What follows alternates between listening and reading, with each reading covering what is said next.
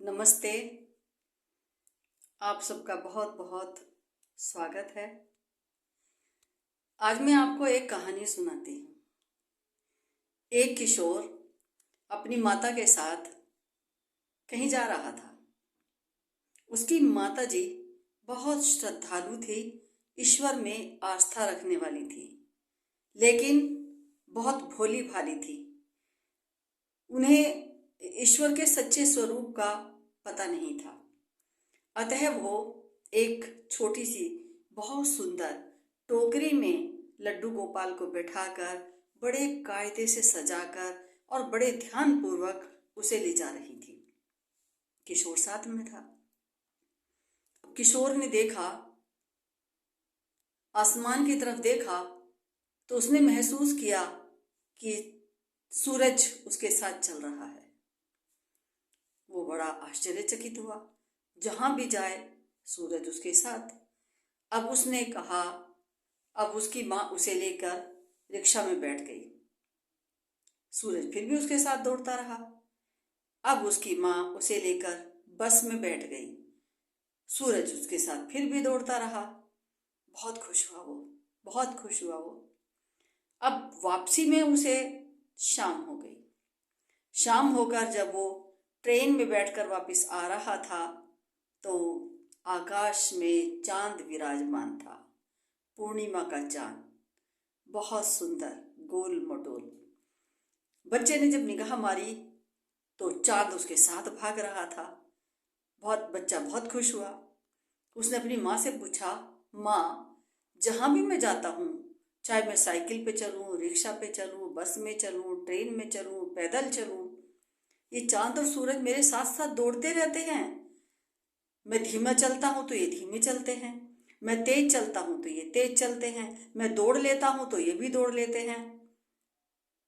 माँ कहने लगी, अरे चांद सितारे तो एक हैं और वो हमेशा तेरे साथ रहते हैं। बच्चा थोड़ा सा आश्चर्यचकित हुआ। उसने कहा, माँ, जब चांद सितारे एक हैं और वो हमारे साथ हमेशा रहते हैं तो क्या भगवान एक नहीं? भगवान भी तो एक ही हैं। और जब उसके बनाए हुए चांद सितारों में इतनी शक्ति है, इतना सामर्थ्य है कि वो हमेशा हमारे साथ रहते हैं, तो भगवान भी हमारे साथ रहता होगा। वैसे भी हमारी वैदिक सत्य सनातन वैदिक धर्म में ये माना जाता है और विश्वास है कि ईश्वर कण कण में व्याप्त है, कण कण में समाया हुआ है। कोई भी हिस्सा, कोई भी जगह ऐसी नहीं जहाँ भगवान नहीं है। भगवान व्याप्त है, वो सर्वव्यापी है, वो सर्वाधार है, वो सब कुछ है। साधारण भाषा में जो अनपढ़ लोग भी थे जब बीच में, तब भी वो कहा करते थे, उसकी सहस्र आँख होती हैं, अर्थात उसकी हजारों आँख होती हैं। वो सबको देख सकता है। उसके अंदर इतनी सुनने की क्षमता होती है कि वो चींटी के आवाज को भी सुन लेता है, चींटी की शिकायत को भी सुन लेता है। तो वो हमारी भी आवाज सुन लेता है। हमने एक बात और महसूस की कि हम चाहे जल में यात्रा कर रहे हों, थल में यात्रा कर रहे हों, आकाश में विचरण कर रहे हों, और हम ऐसी संकट में फंस जाए जिस संकट से उबारने वाला हमारे पास कोई ना हो, हमें कोई रास्ता दिखाई ना देता हो, तब भी हम हाथ जोड़कर, आंख बंद कर कर यही प्रार्थना करते हैं, हे प्रभु हमारी रक्षा कर। यह भी इस बात का सबूत है कि हमें विश्वास है कि ईश्वर सब जगह व्याप्त है, क्योंकि सारी सृष्टि उसने ही तो बनाई है। और वैसे भी आप ये नियम देखिए, जब बच्चा छोटा सा होता है, शिशु होता है, तो माँ उसे गोद में लगकर उसको सहारा देती है। लेकिन जैसे जैसे बच्चा बड़ा होता है वो आत्मनिर्भर हो जाता है। बच्चा बड़ा होता जाता है, जवान हो जाता है, प्रौढ़ हो जाता है, माँ बाप वृद्ध हो जाते हैं, तो सहायता के लिए बच्चा खड़ा हो जाए, वही बच्चा जिसको माँ ने कभी अपनी गोद में खिलाया था, अपने गर्भ में रखा था, उसकी उंगली पकड़ के उसे चलाया था, वो बच्चा आज अपनी माँ को सहारा देने वाला हो जाता है। और कभी कभी तो अगर माँ या बाप बहुत ज़्यादा बीमार हैं, रोगग्रस्त हैं, तो बच्चा उसे गोद में उठाता भी है। देखिए ना, अगर वट वृक्ष है तो वो क्योंकि दृढ़ता से खड़ा हुआ है। वो छोटी छोटी सी नाजुक बेल हैं, अंबर बेल हैं और बेल हैं, तो वो उस पेड़ के सहारे लिपट कर उस पर चढ़कर आश्रय पाती हैं, क्योंकि बेल में इतनी क्षमता नहीं है कि वो वट वृक्ष को आश्रय दे सकें, बल्कि वट वृक्ष इतना मजबूत है कि वो बेल को आश्रय दे सकता है। इन सब का निचोड़ यही हुआ कि हमेशा सामर्थ्यवान, शक्तिमान, बलवान, बुद्धिमान ही निर्बलों की रक्षा करता है, कमजोरों की रक्षा करता है, असामर्थ्यवान की रक्षा करता है, उसको सहारा देता है। और इस दुनिया में सबसे सामर्थ्यवान ईश्वर है। तो ईश्वर तो हर जगह व्याप्त है, वो हर जगह हमारे साथ साथ है। देखिए ना, उसके जो जल, वायु और जो भी उसके आवश्यक पदार्थ हैं वो हमेशा हमें उपलब्ध रहते हैं। हम सर्दियों के मौसम में दरवाज़ा बंद करके, खिड़की बंद करके सो जाते हैं, लेकिन हवा उस कमरे में भी प्रवेश करती है और हमारी प्राणवायु हमें मिलती रहती है और हम सुबह को जीवित उठते हैं। लेकिन यही प्राणवायु अगर मनुष्य के हाथ में आ जाए तो संकट ही संकट है। पिछले कोरोना काल में आपने देखा भी है कि जब ऑक्सीजन जुटाने के चक्कर में देशों की सरकारें पंगु हो गई थी, व्यवस्था करते करते थक गई थी, लेकिन इतनी प्राणवायु की व्यवस्था नहीं हो पा रही थी। क्यों? क्योंकि मनुष्य ईश्वर के बराबर सामर्थ्यवान नहीं है, वो ईश्वर ही सामर्थ्यवान है। तो फिर हम भगवान को इतना कमजोर क्यों समझ रहे हैं? हम क्यों उसे सहारा दे रहे हैं कि हम उसे पकड़कर चलते हैं, अपने साथ ले जाते हैं? ईश्वर तो हर जगह है, ईश्वर तो आपके दिल में रहता है। आप अपना दिल इतना पवित्र, छल कपट से रहित, इतना पावन बनाइए ना कि ईश्वर आपके हृदय में रहे। आपने देखा भी होगा, मैंने देखा है घरों में कि वो क्या करती, सुबह उठ के स्त्रियां कहती हैं, अरे लड्डू गोपाल को जगा दे, लड्डू गोपाल को नहला दे, लड्डू गोपाल को खाना खिला दे। वो दुनिया को खाना खिलाता है।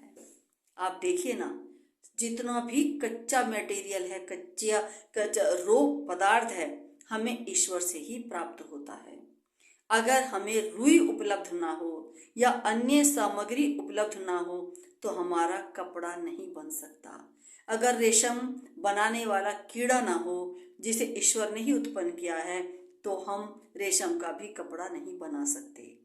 अगर हमारे पास वायु नहीं है तो हम उसका उत्पादन पूर्ण रूप से नहीं कर सकते। अगर ईश्वर हमें जल ना दे तो हम जल नहीं बना सकते। मान लिया हमने बना भी लिया तो हम उतनी मात्रा में नहीं बना सकते जितनी मात्रा में इस संसार को चाहिए। तो हमारी सारी आवश्यकताएं तो ईश्वर ने ही पूरी करी हैं। हमें उसने जल, वायु, पृथ्वी, अग्नि सब कुछ दिया है। हमारे लिए फल, फूल, जल, सब हमें औषधियाँ भी दी हैं। वो हमें इतना प्यार करता है, अपने बच्चों की समस्याएं समझता है। उसे पता था कि मेरे बच्चे उल्टा सीधा खाएंगे तो बीमार भी पड़ सकते हैं, उसने औषधियों की भी पूरी व्यवस्था की है। उसे पता था कि कुछ अपने कर्म से बहुत ज़्यादा मेहनत करके अमीर बन जाएंगे और कुछ पूर्ण रूप से मेहनत नहीं करके या अपने सामर्थ्य का पूर्ण प्रयोग ना करके या परिस्थितियों के वशीभूत वो कमज़ोर रह जाएंगे, आर्थिक रूप से कमज़ोर रह जाएंगे, तो उसने जितने भी विटामिन है, कार्बन डाइऑक्साइड है, जितने भी मिनरल्स हैं, जितने प्रोटीन हैं, वसा है, छोटी छोटी चीज़ों में भी दी हैं, उन चीज़ों में भी दी हैं जो बहुत महंगी मिलती हैं, उन चीज़ों में भी दी हैं जो बहुत सस्ती मिलती हैं। अर्थात उसने गरीब अमीर सभी के पालन की व्यवस्था की है।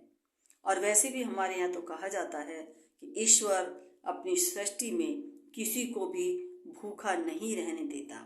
तो जो ईश्वर हमें खिलाता है, पिलाता है, पालता है, पोसता है, सब कुछ करता है, तो उसको हम क्या कर सकते हैं? हम उसको खिला सकते हैं, पिला सकते हैं, पालित पोषित कर सकते हैं, उसे नहला सकते हैं। अरे जब उसका सूर्य निकलता है तब हमारा दिन निकलता है, हम देखने में समर्थ हो पाते हैं। जब उसकी हवा चलती है तो हमें प्राणवायु मिलती है, हम स्वस्थ होते हैं, सब कुछ होते हैं। जब उसकी ऊर्जा मिलती है, पानी मिलती है, तब खेतों में फसलें उगती हैं, हमें अन्न मिलता है। सब कुछ उसकी देन है। तो ईश्वर इतना असामर्थ्यवान मत बनाइए। आप ईश्वर में श्रद्धा रखते हैं, मुझे बहुत अच्छी तरह पता है।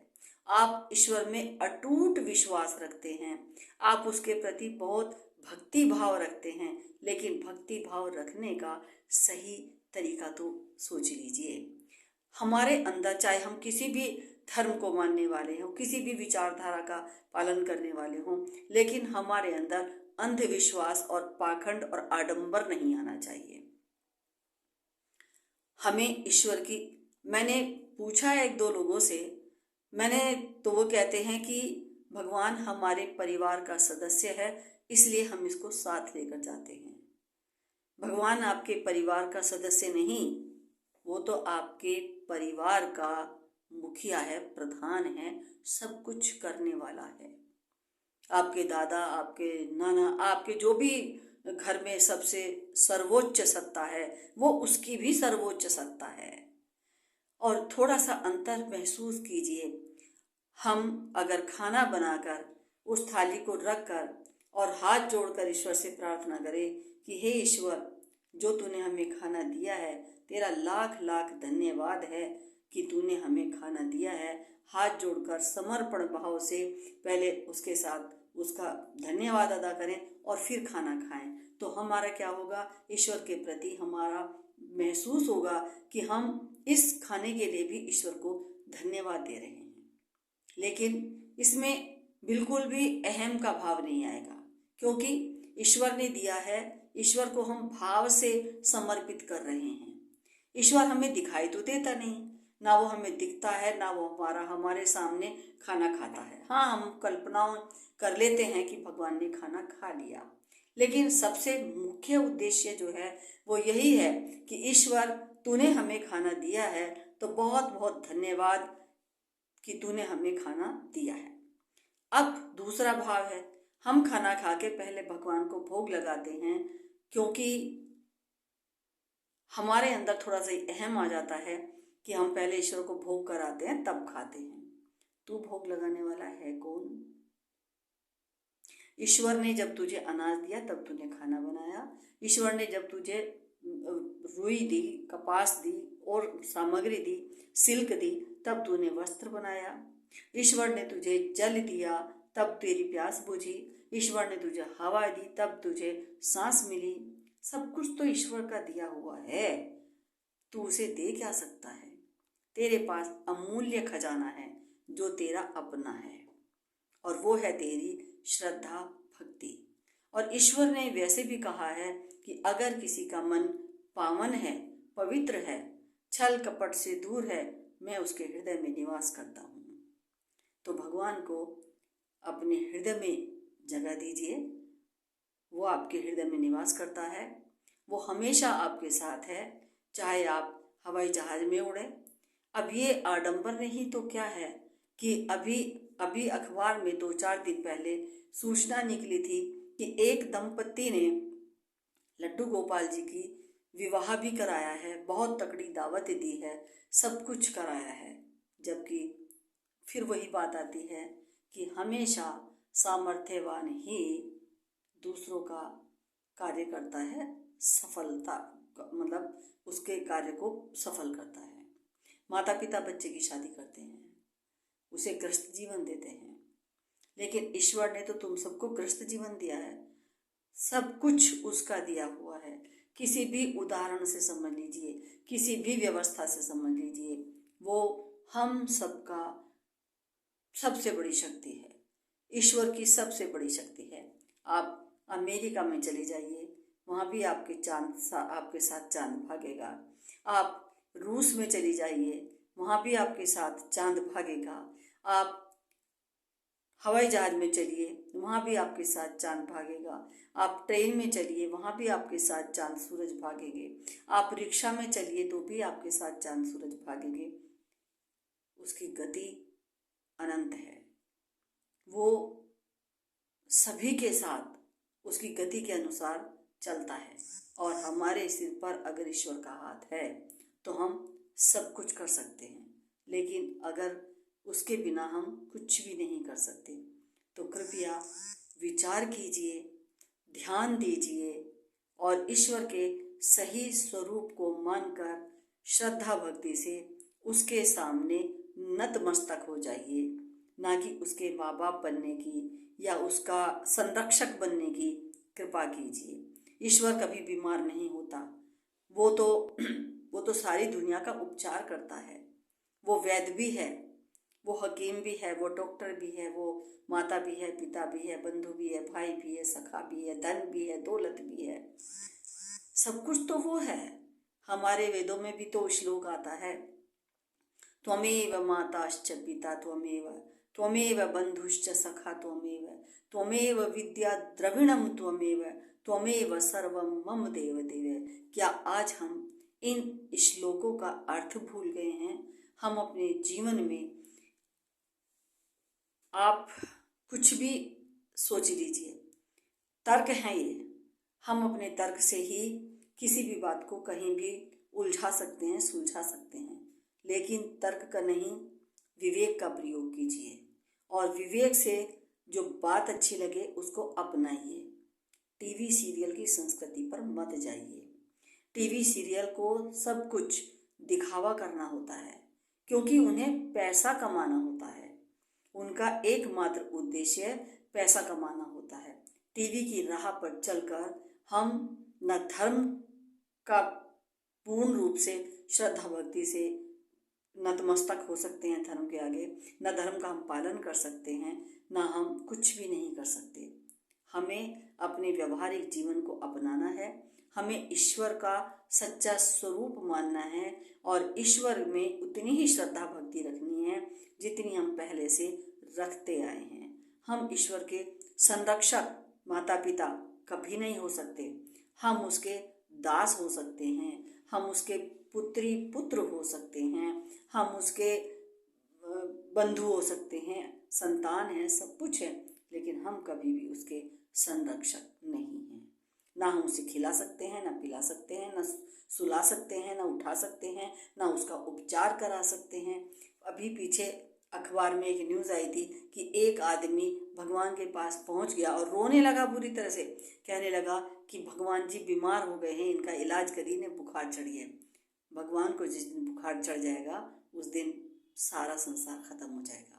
आपने ही तो कल्पना की है कि शिव जी कैलाश पर रहते हैं। कैलाश मतलब बर्फ ही बर्फ, चारों तरफ जहाँ बर्फ ही बर्फ है, तो उनमें इतनी क्षमता है कि वो कैलाश पर रह सकते हैं, बर्फ में रह सकते हैं। हमारे अंदर इतनी क्षमता नहीं है, तो आप उनकी क्षमताओं को कमजोर मत कीजिए। वो बहुत सामर्थ्यवान हैं। हमारे पास शब्द नहीं है कि उनके सामर्थ्य की हम विवेचना कर सकें। पूरी सृष्टि जब से चलती आ रही है, चलती रहेगी, वो जैसे थे वैसे ही रहेंगे और उनमें पूरे संसार को संभालने का अपूर्व क्षमता है।